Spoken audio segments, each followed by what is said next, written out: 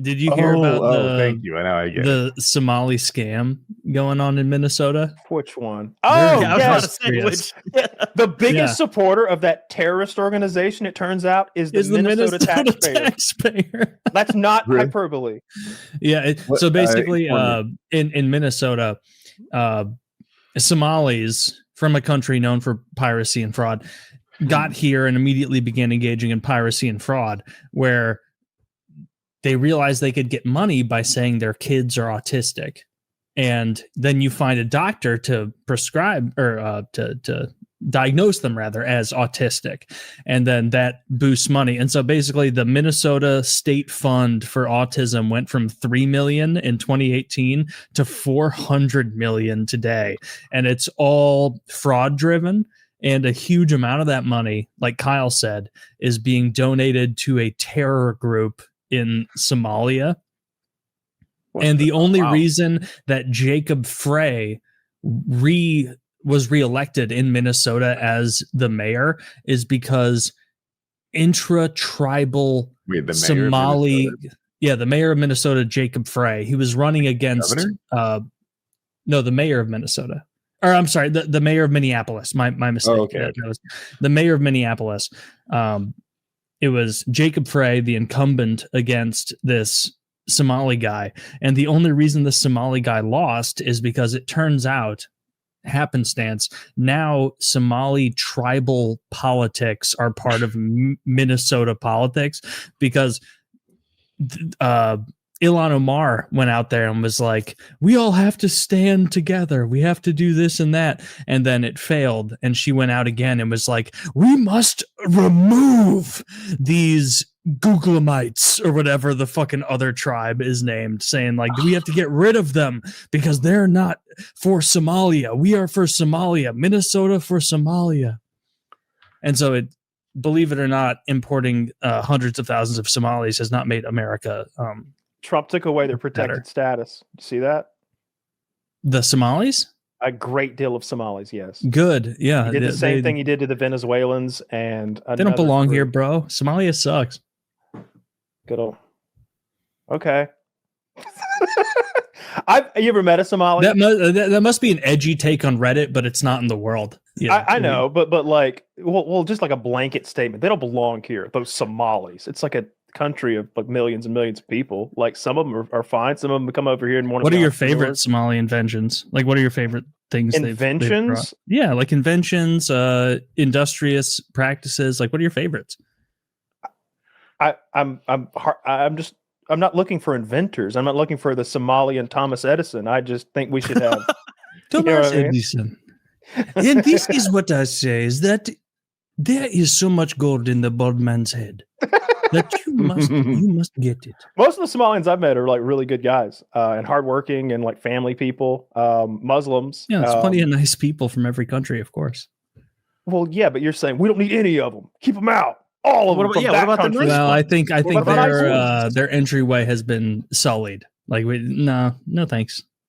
I don't know. Minnesota, I've never met a Somali I didn't like. All the Somalians I've ever met I really liked. Seemed like good people, but I don't think that we should let any group fraudulently take money from our social services programs and send it to Al Qaeda linked groups in Africa. Yeah, I'll stand with you there. No good.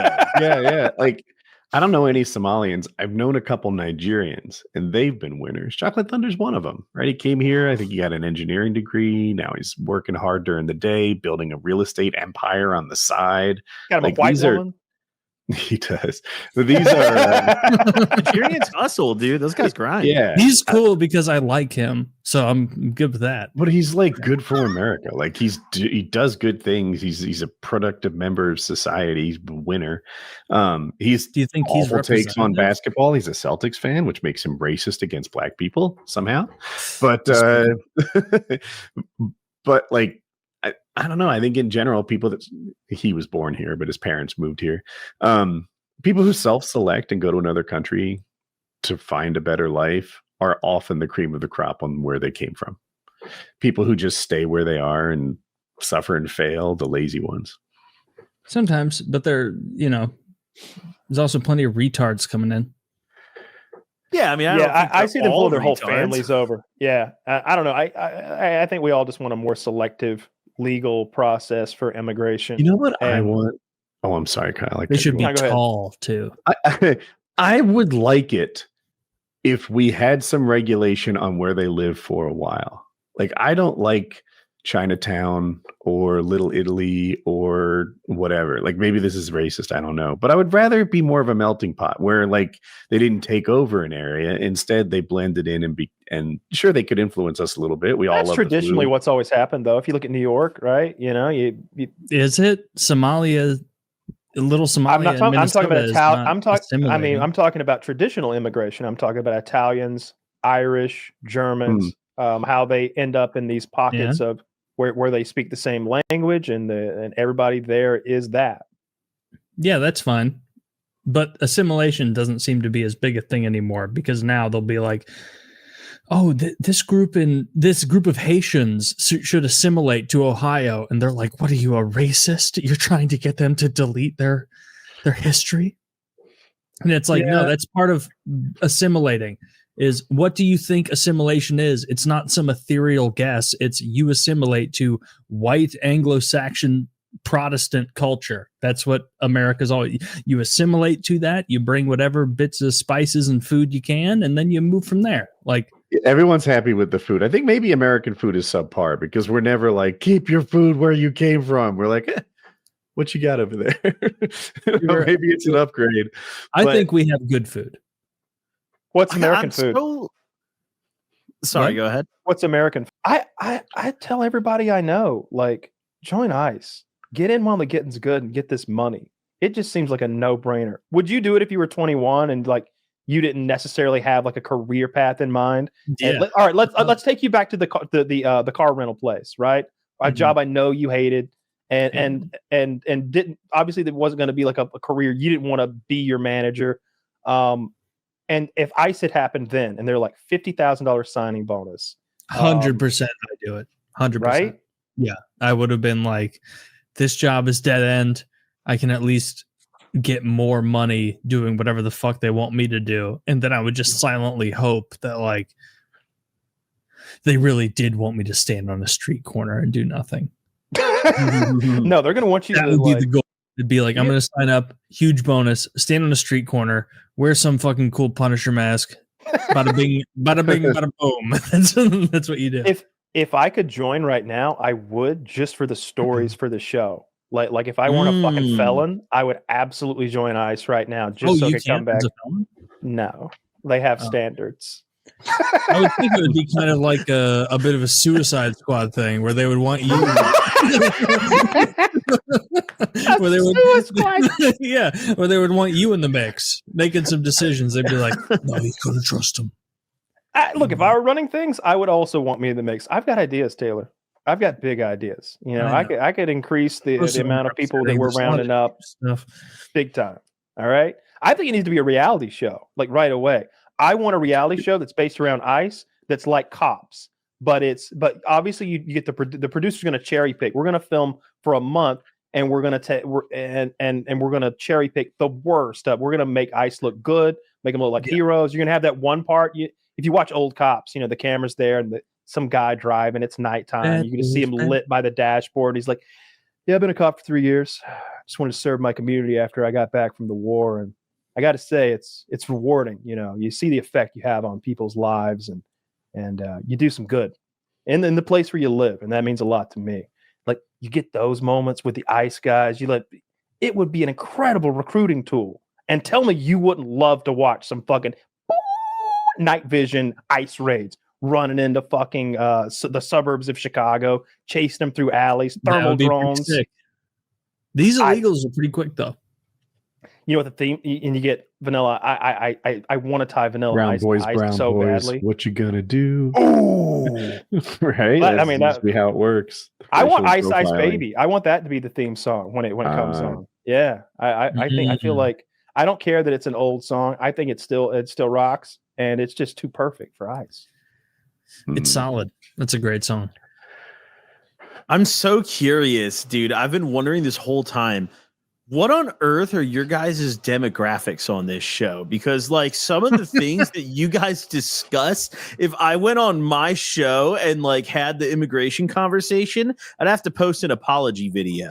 I think it's I've been watching this Peter Thiel guy because he seems like a cartoon villain, and I'm wondering why no one has run up with a big net and like captured him yet. Because it's like, there he is.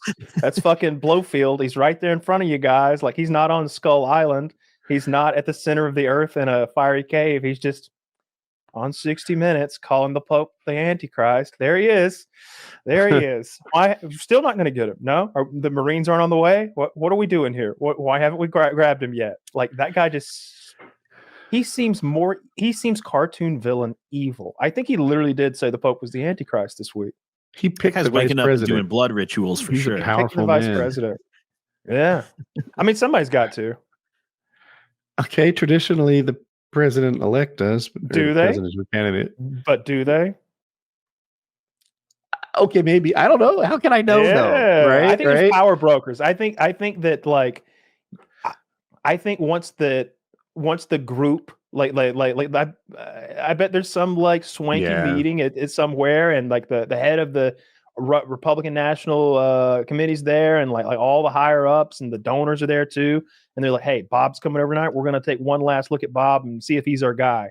And it's kind of like that. And then they're like, Bob, you're gonna love this. We have a couple ideas for VP for you. What do you think of Johnson or Barron's or Paul? Because it's going to be one of those. Actually, it's just Paul. It's Paul. The first three were a smokescreen. It's Paul. Your vice president is Paul. I feel like that's how it goes. I don't know. Maybe if you're like I don't know. I think they pick them for you. I just do. I don't think. Do you Trump think somebody picked Tim Walz for Kamala?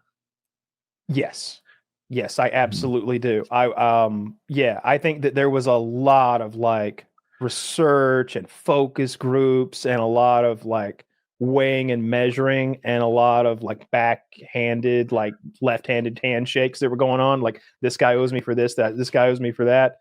I didn't think that he was the go-to guy. He just didn't. I know people talk about Shapiro and that Tim lady Walz from like Tim Walz. He was a bad pick. I didn't dislike him though. Like, I remember like in the heat of the race, one time I was seeing the right constantly go after him, and it was like, y'all are failing at this attack on this guy. You should just keep his name out of your mouth, because the more people look at him, the more they're going to like him. He just seems like a nice, friendly guy. He hunts and he's a family man, and he has a sense of humor. Like, he hunts, he fixes his own car, and all that stuff is true. He's a family man. He seems like a good guy, but he wasn't the vibe that I wanted. The Democratic Party has kind of a pansy problem. Yeah. And Tim Walz isn't the solution. I wanted, he's obviously a Republican, but that's like a really some sort good of way to Arnold put it. Schwarzenegger type vibe. I don't know who we have, that would do that, but I wanted someone who would offset the pansy problem, and he wasn't the guy. It's Arnold Schwarzenegger. And I like him. He also got in. Wait, did I say his name wrong? No, you said it right. No, you said it right. You just almost said the N word. No,